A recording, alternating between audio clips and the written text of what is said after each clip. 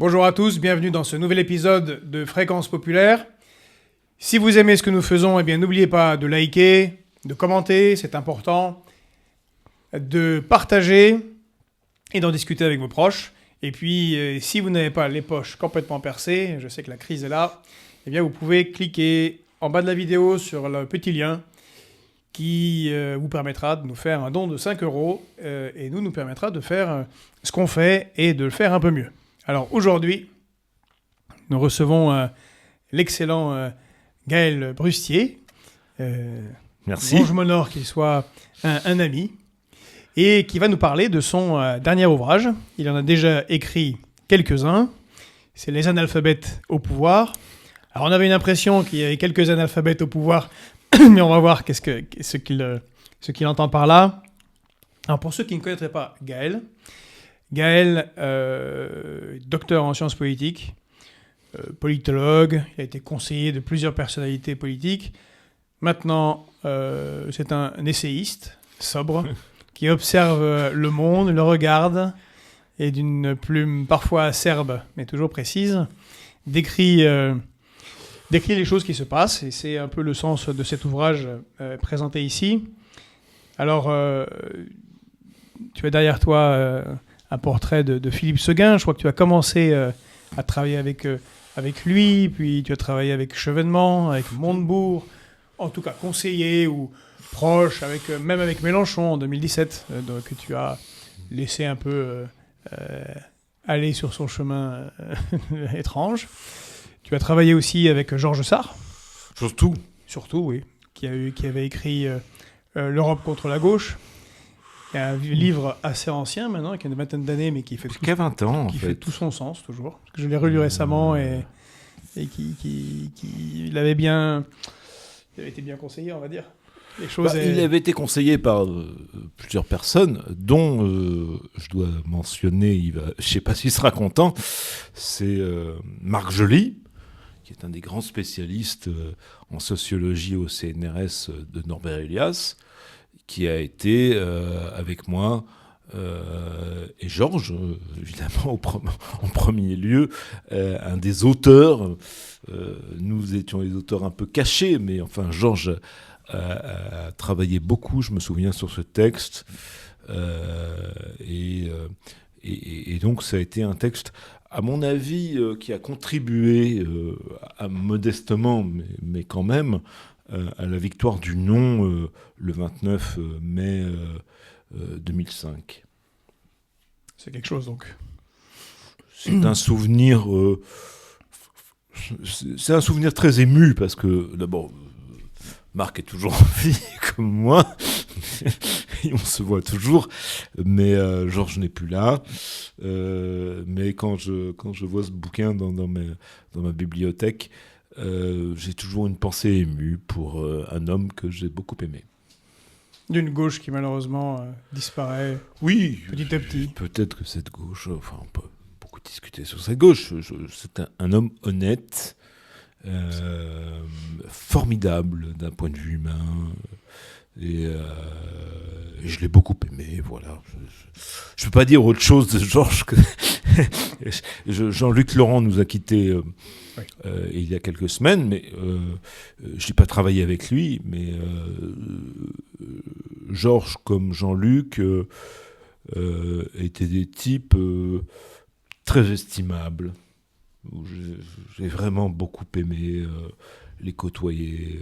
Alors après, c'est à chamaillerie, mais j'ai beaucoup aimé, l'un et l'autre. Alors, tu nous fais l'honneur de venir sur Fréquence Populaire pour ce livre, Les analphabètes au pouvoir. Alors, qu'est-ce qui t'a poussé Est-ce que c'est une sorte de cri de colère ou de... Non, il n'y a pas de colère chez moi. Il y a le fait que... moi, j'ai toujours travaillé en politique jusqu'en 2017. J'en parlais encore hier avec Matthias Feckel. Donc, ouais. Mais à un moment donné, il y a eu... D'abord, je crois que dans toute vie, il y a un moment où on se pose la question de l'existence. Quel est le sens qu'on donne à cette existence. Moi, je ne l'ai pas trouvé pendant des années. Ça a été très compliqué. Et j'ai tourné autour de ce livre, en fait, parce que je regardais le journal télévisé, parce que je regardais... Et par mon engagement chrétien, par mon engagement politique ou civique. Et à un moment donné, j'ai considéré que il fallait mettre les choses au point, fixer quelques repères. Alors, c'est un petit livre, hein, c'est pas du tout, il y a 90 pages, hein, donc c'est un petit livre qu'on peut lire en un trajet de train entre Paris et le Creusot. Il est fait pour, d'ailleurs. Le Creusot, parce que tu es né au Creusot.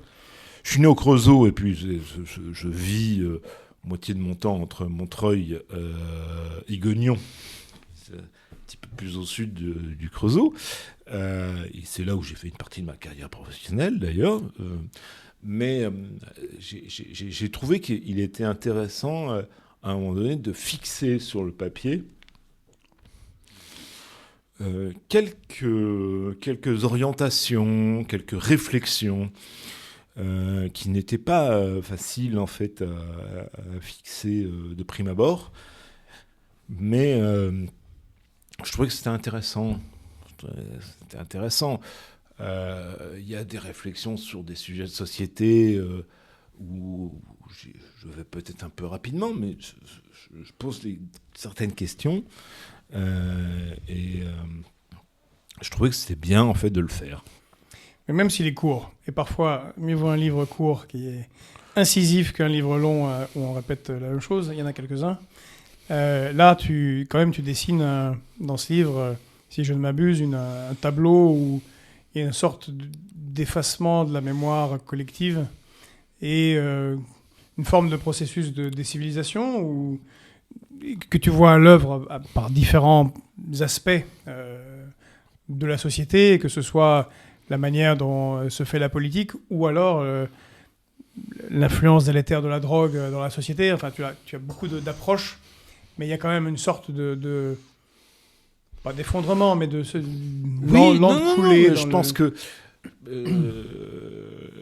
pense que c'est très vrai. Je pense que il faut essayer de reconquérir le temps long, de reconquérir le vaste monde en tant qu'espace, mais aussi en tant qu'espace d'idées,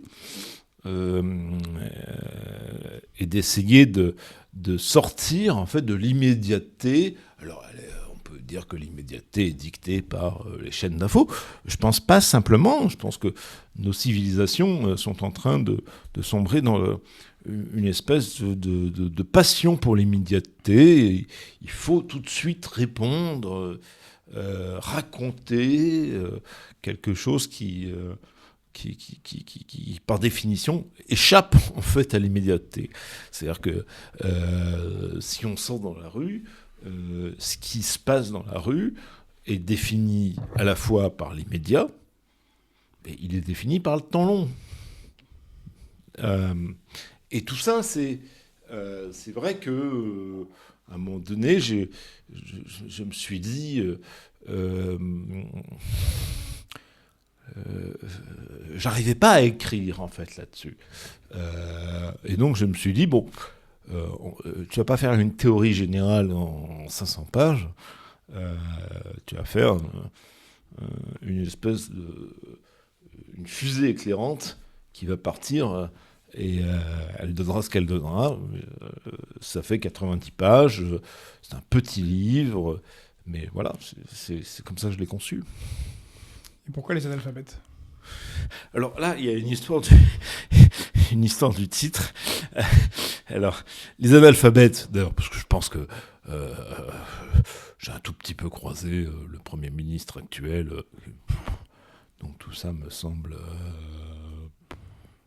Monsieur Gabriel Attal. Voilà, tout à fait dingue. En fait, bon, je l'ai croisé, on va dire, il y a une dizaine d'années.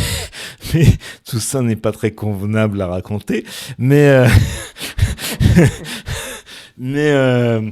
ce point ? Non, il n'y a rien eu. Il n'y a rien eu de grave du tout. C'est un garçon qui m'a semblé tout à fait léger. C'est-à-dire que c'était au moment de la présidence Hollande, il faisait partie de ces garçons et de ces filles qui passaient leur vie dans des bars, à faire les beaux, etc., etc. Donc voilà, voilà. La question qui m'est apparue, en fait, c'est l'absence, en fait, de vision politique, de pensée politique, de culture historique, de pensée historique, qui était celle des cabinets, non pas ceux forcément de Macron, parce que je les connais assez peu, dans la mesure où ils sont un calque ils sont très conformes en fait au calque qui est celui des cabinets Hollande. Mais ce qui m'a inquiété tout de suite, c'est une espèce d'à peu près intellectuel, etc. Voilà. Et donc le bouquin il a commencé à germer dans ma tête comme ça. Et puis il a commencé à germer parce que je côtoyais des gens qui faisaient le journal télévisé. Si vous voulez, toutes les 2 minutes, si vous voulez, un trombone est un danger, mais il est un danger au même titre qu'un missile soviétique. Enfin soviétique, enfin russe, quoi. On s'entend bien. Je me suis dit, bon, on a affaire à des crétins, quoi. Alors, derrière toi, tu es entouré par des gens qui, certains ont dirigé la France, qui ne sont pas vraiment des analphabètes et pas vraiment des crétins, pour la plus grande partie d'entre eux. Il n'y a pas que des Français. Je vois que ton regard s'est arrêté sur Sankara, mais lui aussi était un sacré monsieur pour le Burkina Faso. On a effectivement une évolution du personnel politique qui, de génération politique en génération politique, semble se dégrader et, comme tu le dis, perdre le rapport à l'histoire de son pays et au temps long de l'action politique.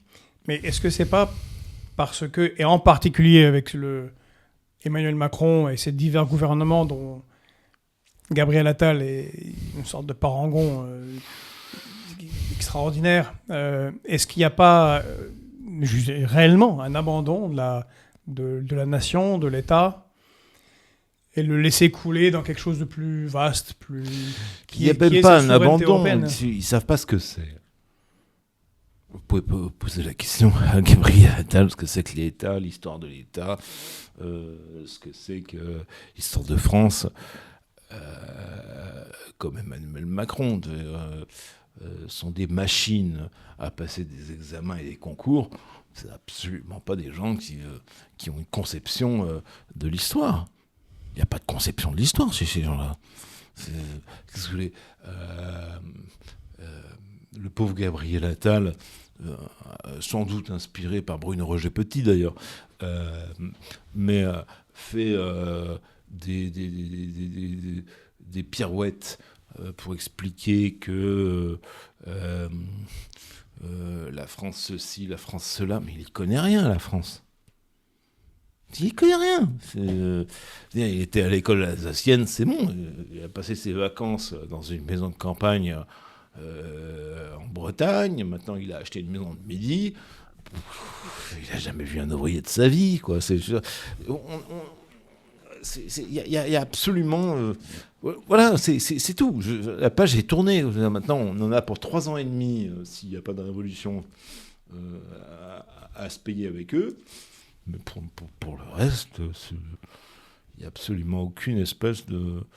Je ne vois absolument aucune espèce de culture politique, de culture historique qui fonde un quelque discours qui débouche sur quelque solution que ce soit. Et est-ce que tu le vois ailleurs ? Est-ce que non. Quelque part, il y a...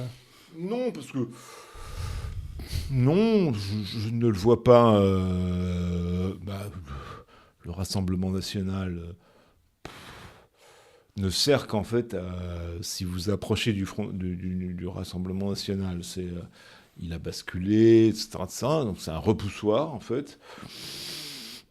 Il y a pas, Mélenchon a basculé. Alors là, il y a des... Julien Drey vous décrirait les débats au sein de la galaxie trotskiste mieux que moi. Mais, enfin, il a basculé totalement dans autre chose. Voilà. Il n'y a pas de... Donc on est face à un vide. Non, je pense que ce qui se fait en fait de civique, c'est-à-dire si des gens se mobilisent, je ne sais pas ce que vous ferez, mais si il y a à mon sens une mobilisation civique de gens qui se disent bon bah ça suffit, etc. Ils font 40 000 voix, bah c'est toujours ça. Hein. Non, c'est important. C'est toujours important. Ah oui, non mais... Sinon, on ne ferait pas ce qu'on fait. Et tu parlais de révolution. S'il n'y a pas de révolution, tu sens que quelque chose s'agite dans le peuple de France ou... Non, je sens rien. Moi, je ne suis pas du tout... Mais par contre, je pense qu'on est dans un mouvement d'effondrement général. On le voit avec les agriculteurs, etc. Ça, il y a un mouvement d'effondrement général. En général, ça débouche sur quelque chose. Quand ça chute de trop. Non, mais ça peut déboucher sur Mélanie. Ça peut déboucher sur un Podemos affaibli. Ça peut, etc. Ça. Parce que quand nous, on descend régulièrement voir ce qui se passe. Et on a le mouvement des agriculteurs qui est... dont le problème n'est pas réglé. La FNSEA a réussi à carabistouiller tout ça avec le gouvernement, mais les problèmes structurels demeurent. Les soignants sont là, quels qu'ils soient, des aides-soignantes aux mandarins, à se plaindre, à démissionner, à faire grève, à lutter depuis maintenant 5 ans, avant le Covid. Les ouvriers perdent leurs emplois industriels. Les enseignants n'en peuvent plus de l'effondrement d'écoles républicaines, les militaires n'ont pas assez de munitions, ainsi de suite, ainsi de suite. Est-ce que dans un peuple qui est aussi politique que le peuple français, qui a dans son histoire, ce qui est assez rare, je crois que c'est le seul exemple dans l'histoire humaine, autant de révolutions à son actif, en 2 siècles, un peu plus de 2 siècles, est-ce que il n'y a pas les ferments pour, je ne sais pas si c'est une révolution, mais un dépassement par le peuple de politiciens qui ont perdu le fil de l'histoire. Non, ce que je sais, c'est que c'est évident en fait que toutes les élites qui sont des élites qui s'auto-entretiennent en fait, on le voit très bien, des classes prépa jusqu'aux nominations en direction de etc. Je pense que le système est à bout. Et à bout de course, il va pas restaurer son prestige comme ça du jour au lendemain. Et par contre, ça peut durer très longtemps. Ça fait 30 ans que Maastricht a été signé. Plus de 30 ans. 30 ans, oui. Et pour autant, moi je me souviens, j'étais élève en terminale. On nous parlait de Maastricht comme d'un ferment en sociologie, c'était le ferment de la révolution, etc. 30 ans plus tard, il ne s'est rien passé. Oui, mais Maastricht ça peut durer longtemps. Hein, oui, Maastricht est arrivé en 92, donc juste derrière l'effondrement de l'URSS, le néo-capitalisme triomphant, c'est les années du libéralisme triomphant. L'Occident était en poupe avec les États-Unis menant tout le monde. Mais c'était pas tant 92 que 2002 pour Chevènement, c'était pas vraiment le Kairos. Les choses allaient bien, entre guillemets. Chevènement a fait une très mauvaise campagne dans la deuxième partie. Motchan le soulignait très bien. Donc il aurait pu bousculer le système. Mais le problème de Jean-Pierre, c'est que on toujours l'impression avec Jean-Pierre qu'il passe un concours de l'ENA au lieu de faire une campagne électorale. Donc voilà. Donc je pense qu'on a raté le coche. Il y a quand même eu 13% pour Pasqua, deuxième score en 1999. Pasqua a fait une excellente campagne, il faut dire les choses. Voilà. J'ai pas l'impression en fait que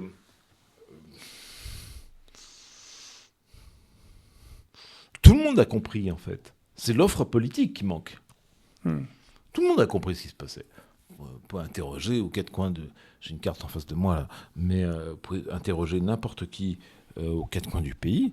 Tout le monde a compris. Tout le monde a compris. Le problème, c'est l'offre politique. Et après, l'offre politique, ça se traduit en...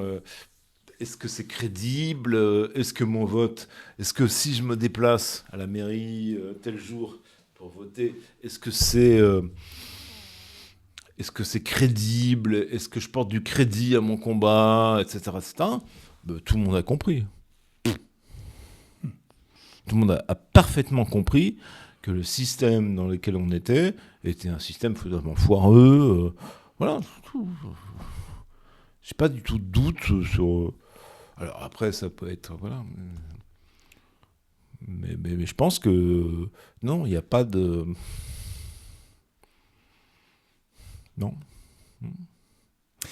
Il y a un sujet qui te tient à cœur, que tu abordes souvent, dont tu es devenu spécialiste et que tu abordes dans cet ouvrage, c'est le problème de la drogue et des effets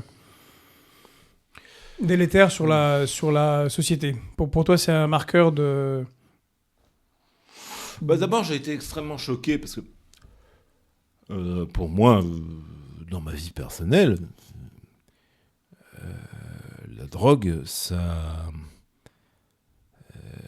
équivaut, c'est le synonyme de beaucoup, beaucoup, beaucoup de morts.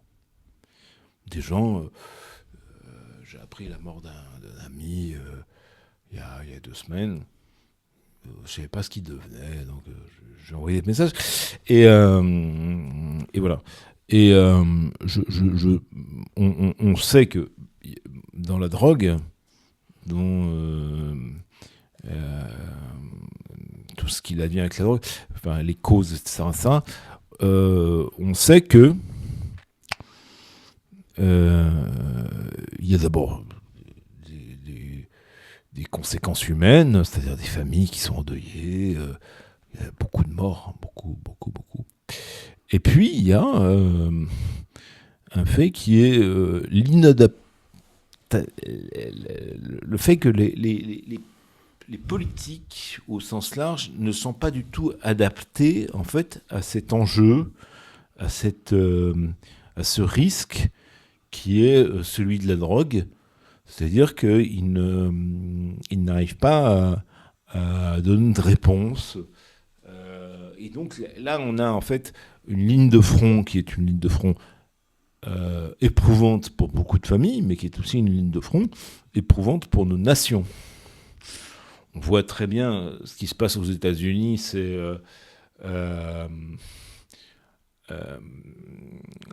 quand on fait les chiffres en fait des morts sur une année, on a 2 guerres du Vietnam à l'échelle des États-Unis.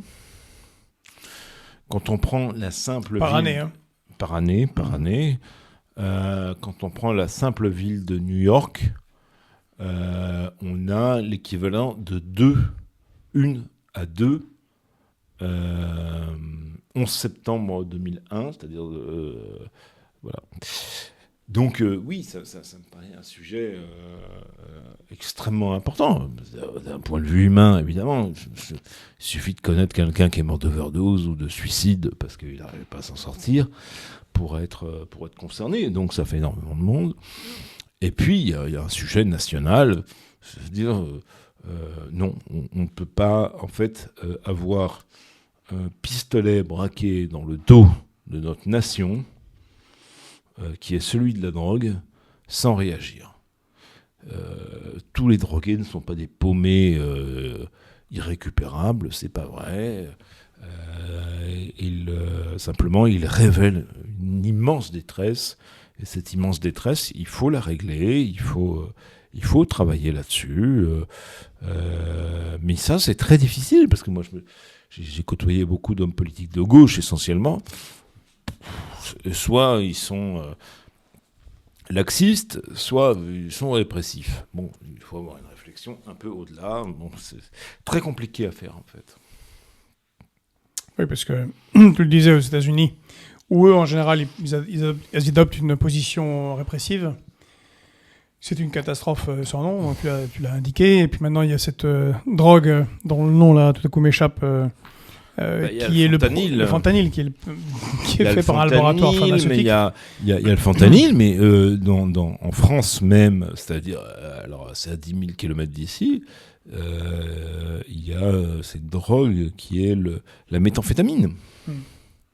10 000 de nos concitoyens, dans les seuls archipels polynésiens, sont victimes au quotidien d'une addiction à la méthamphétamine, ce qu'on appelle ICE dans le Pacifique, mais ce qui est ce qu'on appelle TINA ici, etc., etc.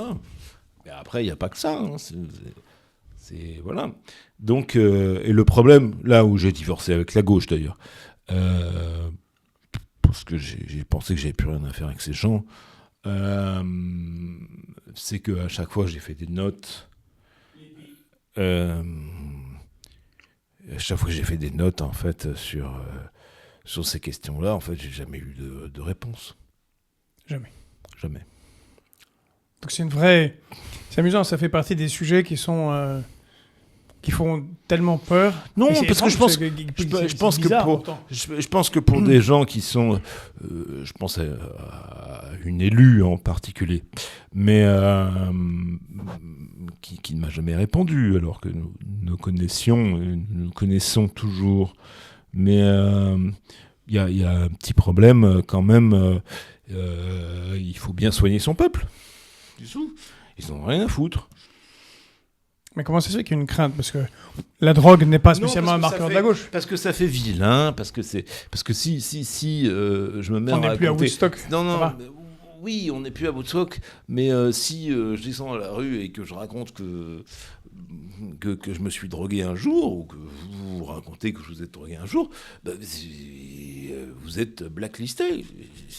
Il y a une espèce de... La révolution, en fait, conservatrice, elle passe d'abord par la gauche radicale.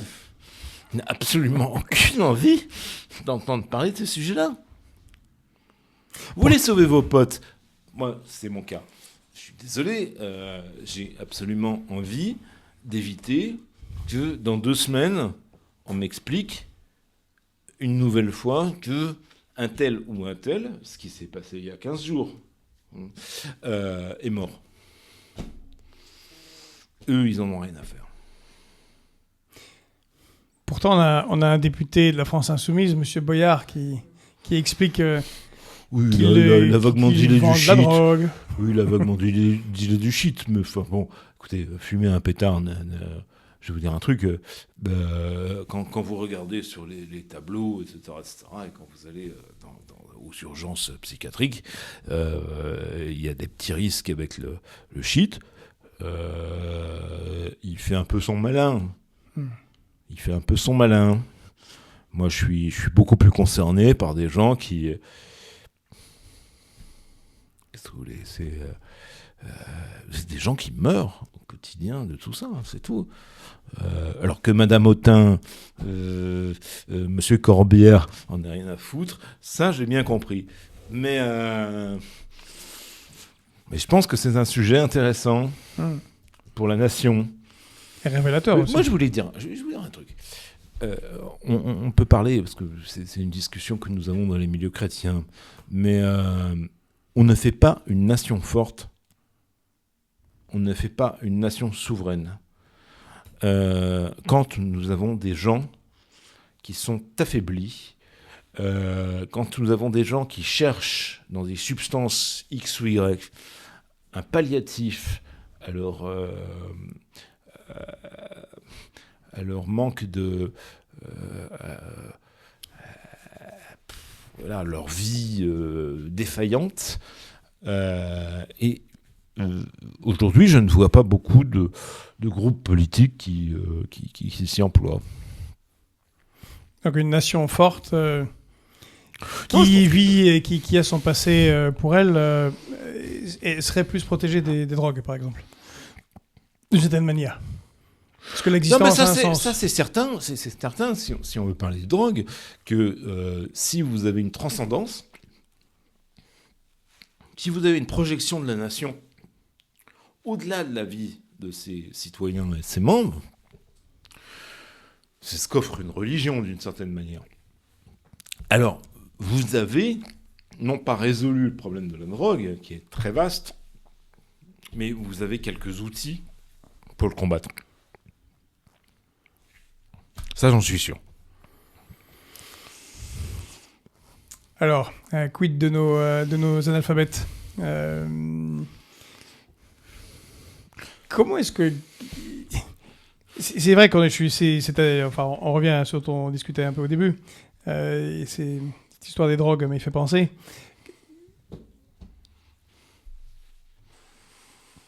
Comment se fait-il qu'on arrive à la sélection d'un tel personnel politique que tu as décrit tout à l'heure comme étant un historique, n'ayant pas conscience de ce qu'est l'État? Comment ça se fait que c'est justement celui-là qui est sélectionné? C'est-à-dire celui qui correspond le moins au moment critique où on est, entre autres par rapport à ce combat face aux drogues, mais tant d'autres. Des problèmes de souveraineté, d'industrie, de santé publique. Comment ça se fait que c'est l'analphabète, justement, qui est sélectionné?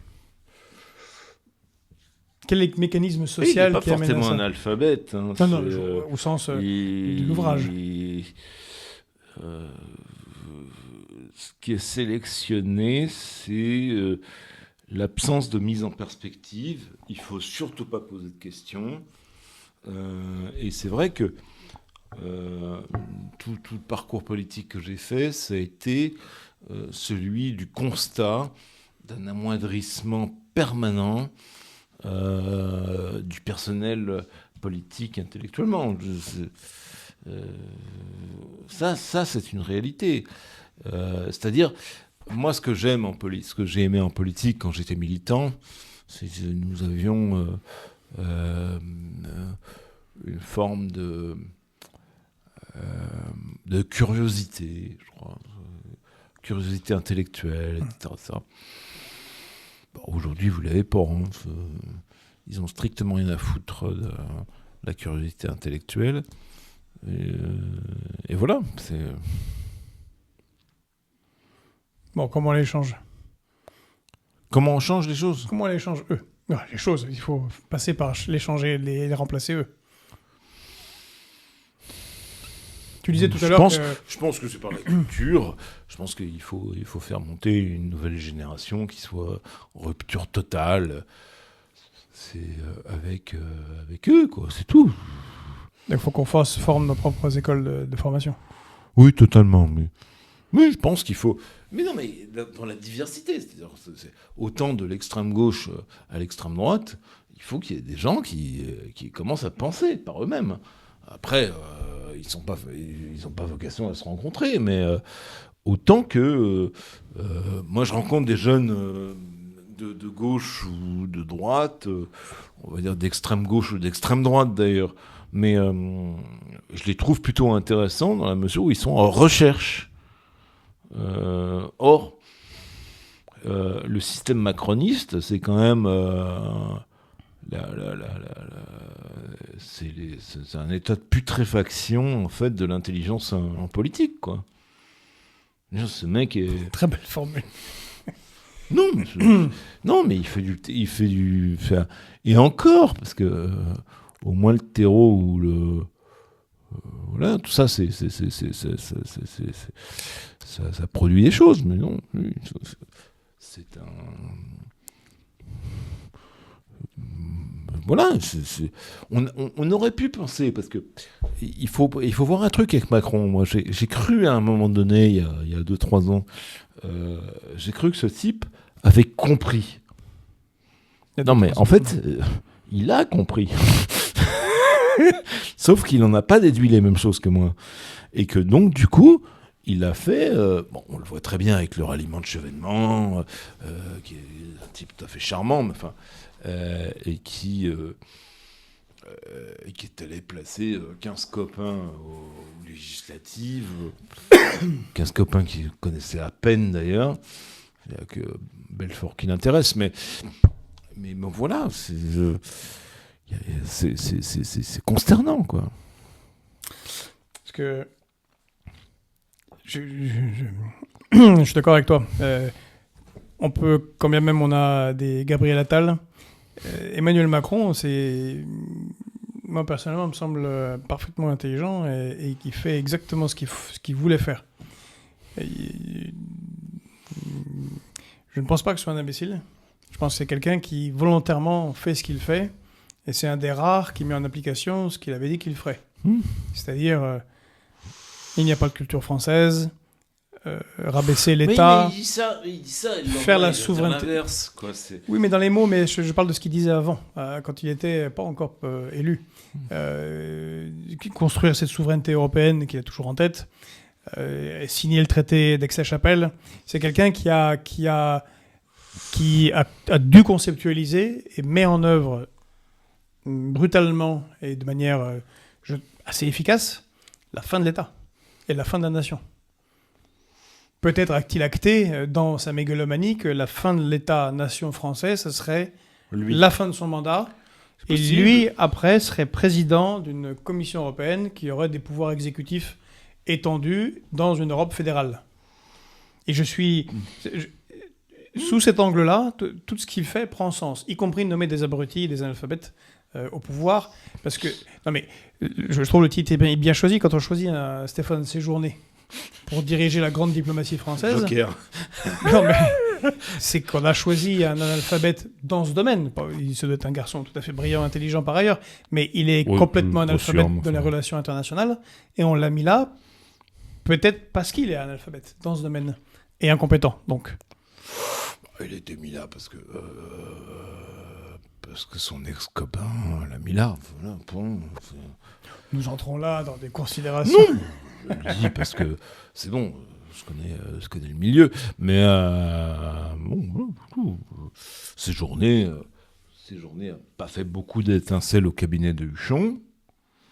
C'est un petit magouilleur, il n'est pas antipathique, d'ailleurs, mais il n'a pas beaucoup d'envergure. Il faut être... Il n'y a pas de complot là-dedans. Je pense que c'est un garçon sans envergure. Bon, je prenais un exemple, mais est-ce que Macron vise la fin de l'État-nation ? Est-ce que c'est un travail conscient ? Je crois qu'il vise rien. C'est un type qui avance et tout ce petit monde vit c'est LinkedIn version politique. Donc ils mettent free pour un boulot, mais il n'y a pas d'autre chose derrière.